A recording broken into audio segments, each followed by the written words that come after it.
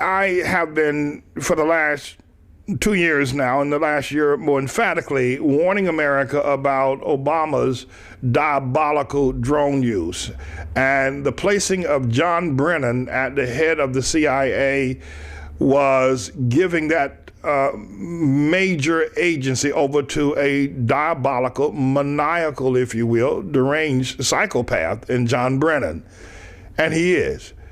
There are some people who are able, though they've got deep psychosis, are able to manage staying away from actually being put in insane asylums, and at the same time able to deal with massive government agencies, and also to be able to climb to the top of the ladder. I think it's pretty well understood that no one can be a politician unless you've got a massive ego. At the level of a congressman or a senator, or certainly of the president, you've got to have a massive ego to shield you from everything that would probably attack you on your way to success. So it's a psychological disorder, to have that kind of hubris going on in one individual. Now, any person who's a senator or congressman probably is a little bit deranged, while some are able to function. And that's why when we hear weird things about their sexual preferences or their things that they do, we're not necessarily shocked, because we know that they're probably off of the regular charts. Well, John Brennan, my friends, when Obama and John Brennan, they're really good friends. I mean, they really genuinely like each other. I mean, that's unlike Rahm Emanuel or, Eric Holder or, Valerie Jarrett or other people in Obama's administration that are fairly prominent. I mean, he knows them. They get along. They understand. They have they're idealistic about what they want to do in advancing, whatever cause they want to advance in America. But John Brennan and Obama are really stomped down friends. And John Brennan is a psychopath, and he's the head of the CIA.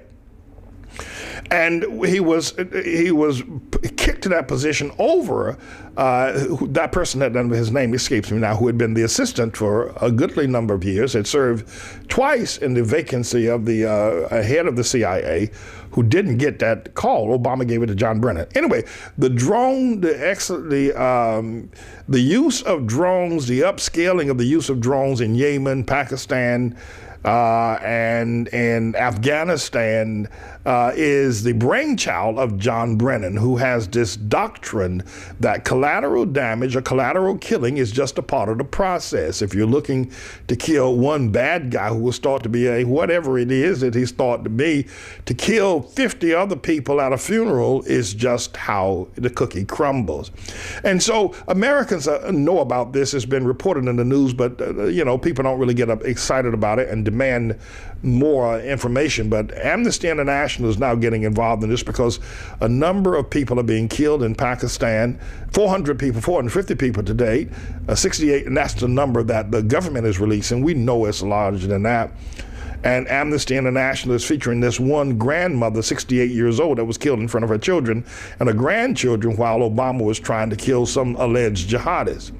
And all that's interesting, but I think the thing that we need to be concerned about is that drone use is already being deployed here in America. And whoever becomes the mayor of New York City, one of the things that the Raymond Kelly, who's now police commissioner of New York City, whether or not he stays on, has to do with Obama's use of drones. Obama wants to use drones over New York City, over Los Angeles. In fact, there's an entire grid that's already been of every inch of land, every hill, every tree has been Googled by the Obama administration for specific drone usage. That is to say, where people are living, who are living in such, and listening devices with eyes in the sky.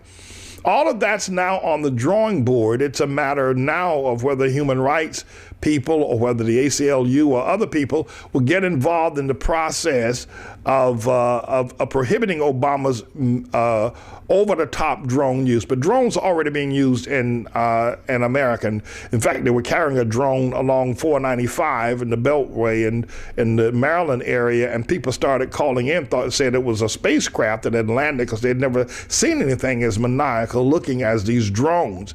And of course, they've been spotted all over America as well.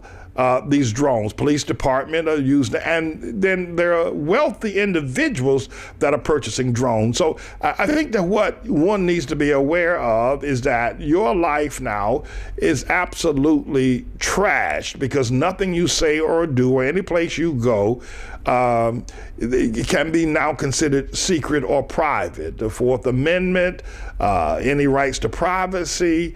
The only person that has privacy now is Obama. And I've been featuring this article by Leonard Downey, who is the vice president at large of the Washington Post and who served as the executive editor of the Washington Post from 1991 to 2008, who has written that Obama's administration is the most secretive since Nixon.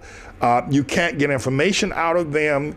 And they have set up, if you will, a government-run state where you can't get information, but they can get all the information that they want about you at any time.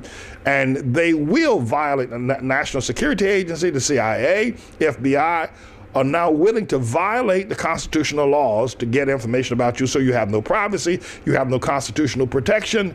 And all of this is going on, and people are still partying and having parties and snorting cocaine and talking about, you know, who's going to be the next presidential candidate, and laughing and talking about how wonderful Ted Cruz is. I've never seen anything as ridiculous as the American populace today in terms of how this government, this Obama, I mean, and people still don't want to hear it. They don't want to hear that Satan has put his son on the throne. All true, all the time. The Manning report is sure to blow your mind.